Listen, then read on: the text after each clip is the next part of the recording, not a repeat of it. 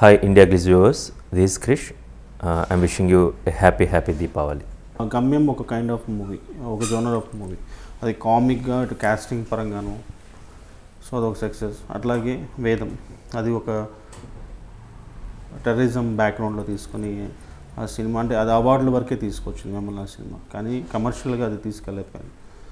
అది ఏ కారణంతో వెళ్ళింది అనుకుంటున్నారు? గమ్యం అనేది ఒక సొసైటీలోని ఒక వ్యక్తి కథ. అభిరామ్ అనే అతను ఒక సమాజంలోని కథ.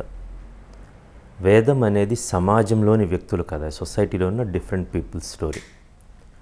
ఇప్పుడు నేను చేస్తున్న కృష్ణం వందే జగద్గురు ఈజ్ ఒక వ్యక్తిలోని సమాజం. Every person has a society in himself, దాని కథ.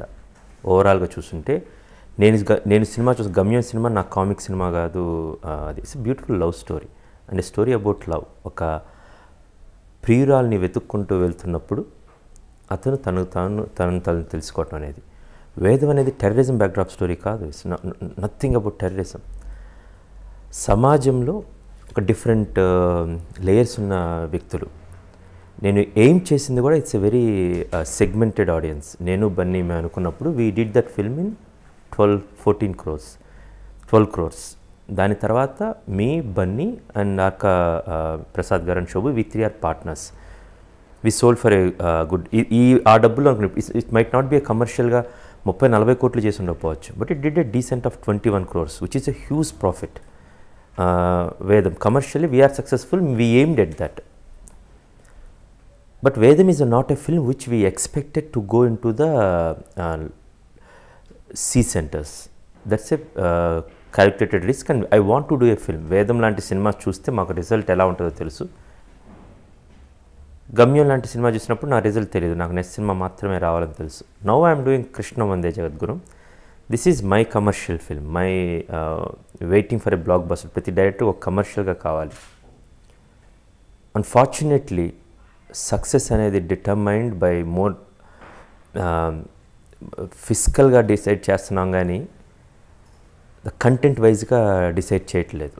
ఎప్పుడో ఎవరో ఒక సినీ ప్రముఖుడు ప్రకాష్ రాజ్ గారు అనుకుంటాను, ఆయన ఒకసారి అన్నారు, రే ఆడియన్స్కి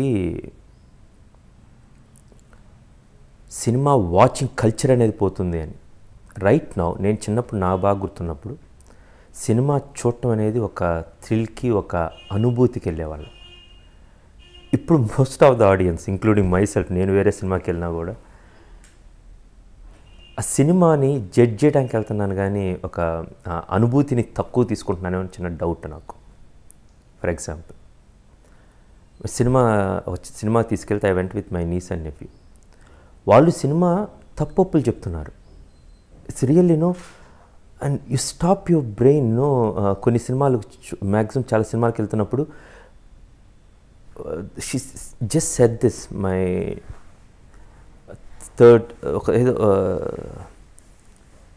థర్డ్ సీక్వెన్స్ ఏదో జరుగుతుంది, మంచి సీక్వెన్స్ జరుగుతుంది, మమ్మ బాగుంది కదా అందన్నమాట, బాగుంది.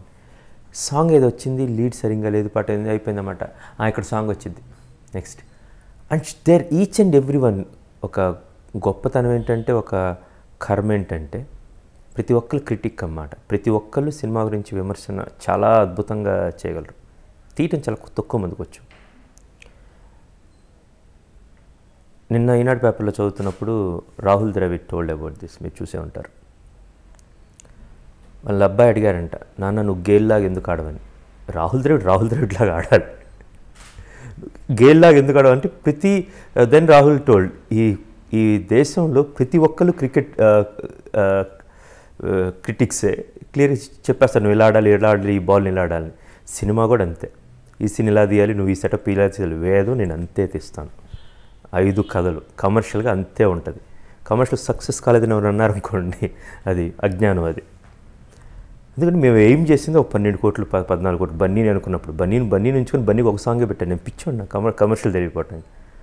అనుష్క ప్రాస్టిట్యూట్ క్యారెక్టర్గా అనుకున్నప్పుడు పక్కన కర్పూరం పక్కన ఒక హీరో పెట్టి తనకు వేరే కథ నడిపించలేక ఆ కథ అలా మాత్రమే తీయాలి. ఆ కథ కమర్షియల్గా ఇట్స్ హ్యూజ్ సక్సెస్. ఎన్ని కోట్లు తీసాము, ఎన్ని కోట్లు వచ్చింది, ఆ విధంగా చూస్తే that's a huge success. And we reap the awards, Filmfare awards 4, best actor, best hero, best director and best film. ఇది నేనేదో సపోర్ట్ చేసుకోవడానికి నా వేదం గురించి సపోర్ట్ చేసుకోవడం చూడలేదు. నా ఎయిమ్ అది, నేను తీసిన ఎయిమ్ అది. అది కొంతమందికి ఆ ఉద్దేశంలో రీచ్ కాలేదు. And they are several people who will see greatness of the characters like Ramulu, Saroja, cable Raju, Rahimuddin Qureshi, Vivek Chakravarthi. They are some exciting characters and I want to do films like this. ఒక ₹1,00,00,000 పోకుండా ₹1,00,00,000 వస్తుంది పెద్ద విజయం కింద లెక్క సినిమాల్లో. అది కోట్లు కాదు, అనేక కోట్లు సంపాదించింది నాకు, మా ప్రొడ్యూసర్స్కి, బన్నీకి. నెక్స్ట్ అల్లు అర్జున్ని అప్పటి వరకు అంటే వేదం ముందు వరకు అల్లు అర్జున్ని ఒక మంచి డాన్సర్ గాను కామెడీ బాగా చేస్తాను. కానీ వేదం చూసిన తర్వాత ఫ్యూ ఆఫ్ ద సీన్స్లో అతనిలో ఒక ఆర్టిస్ట్ ఉన్నాడు అని చెప్పి చూపించగలిగి, అంటే ఆ యాక్టింగ్ స్కిల్ని బయటికి తీసుకొచ్చినట్టు అనిపిస్తాయి కొన్ని scenes.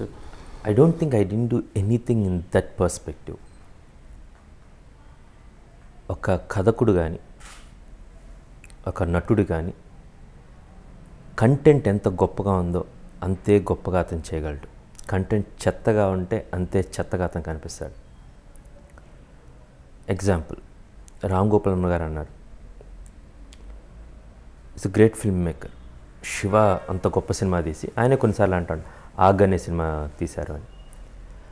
But Ram Gopal Varma is still a great director. But the content, ఆయన ఒక గొప్ప కంటెంట్ దొరికితే ఒక గొప్ప డైరెక్టర్, ఆ గొప్ప సినిమా వచ్చి గొప్ప డైరెక్టర్ అవుతాడు. కొన్నిసార్లు మనం గొప్ప కంటెంట్ తీసుకోకపోతే, ఒక వర్కౌట్ కానీ కంటెంట్ తీసుకుంటే మనం అంతే విధంగా అవుతాం. ఇక్కడ బన్నీకి ఈ సినిమాలో నేను just I gave a content.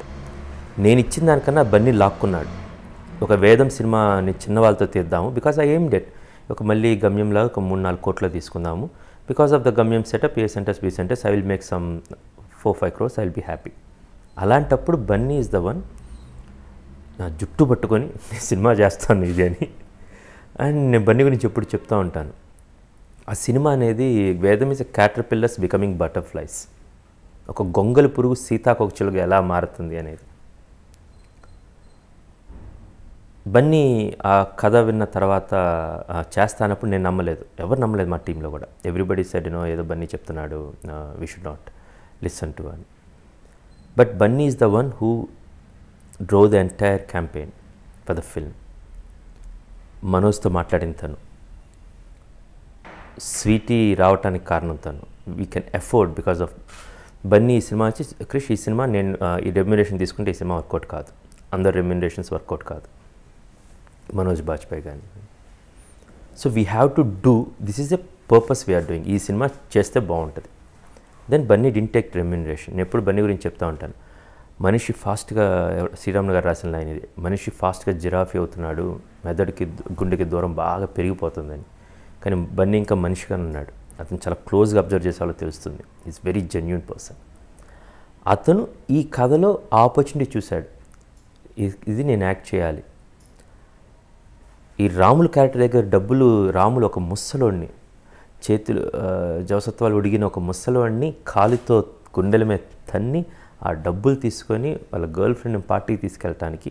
ఈ సీన్ చెప్తేనే మిగతా హీరోలకు అసలు ఆ సెటప్ అర్థం కాదు. మీరు అంటున్నారు కమర్షియల్ కాదు. But that is entertainment. Entertainment అంటే నవ్వించడం మాత్రమే కాదు, ఎంటర్టైన్ చేయటం, ఒక ఎంగేజ్ చేయటం.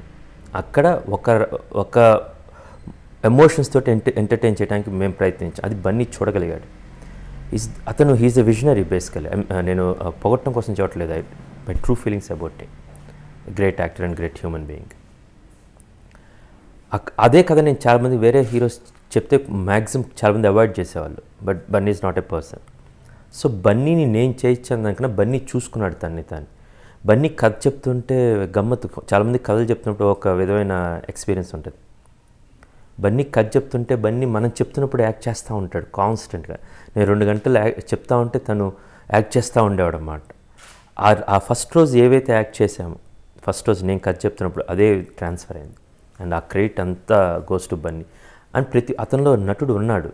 Only what I did was I gave him the content, valuable content which he lapped in to.